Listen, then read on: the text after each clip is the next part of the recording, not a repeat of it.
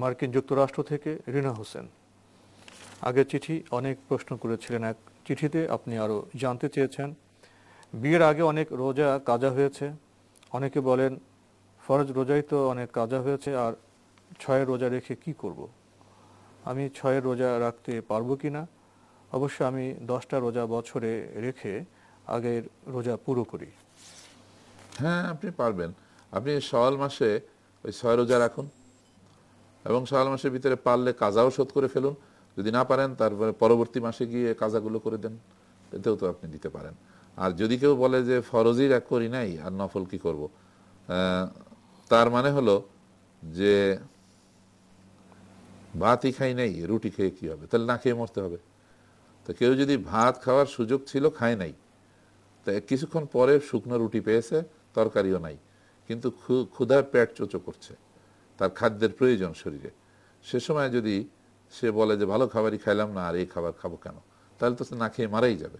সুতরাং একেবারে না খাওয়ার চাইতে এই ধরনের খাবার খাওয়াও ভালো। আপনি সবশেষে লিখেছেন কোরআনের অর্থ সহকারে না পড়লে কম সওয়াব হবে। তাহলে অনেক হুজুরা বলেন আলিফ লাম মিম এই 3টি অক্ষর পড়লে নাকি অনেক সওয়াব পাওয়া যায়, এ কথা কতটুকু ঠিক? হ্যাঁ, আলিফ লাম মিম পড়লে সওয়াব পাওয়া যায়, মানে আলিফ লাম মিমের অর্থ বোঝা গেল না সেই জন্য আপনি মানে খুবই একটা গবেষক শ্রেণীর মানুষের মতো প্রশ্ন করেছেন এবং রহস্যজনক প্রশ্ন। হ্যাঁ, রহস্যজনক প্রশ্ন করেছেন। আলিফ লাম মিম এই 3টা পড়লে সওয়াব হবে, এই তিনটার অর্থ না জানলেও সওয়াব হবে। কিন্তু যে বিষয়টা স্পষ্ট হলো না যে অর্থ সহ কোরআন পড়ার বিষয়টা। মানে উনি বলতে চাচ্ছেন যে অর্থ সহ কোরআন পড়তে হবে, এটা ঠিক আছে, আবার আলিফ লাম মিমেরও সওয়াব আছে বলা হয়, কিন্তু আলিফ লাম মিমের অর্থ তো বলা নাই। তো উনি মানে এই কথাটা আমরা কি এটা বুঝবো যে আপনার অর্থ সহ কোরআন না পড়লেও চলবে? অথবা অর্থ জেনেই পড়তে হবে, নইলে পড়ার দরকার নাই, এই ধরনের একটা দুটোর অর্থ মিন করতে চাই, তা না।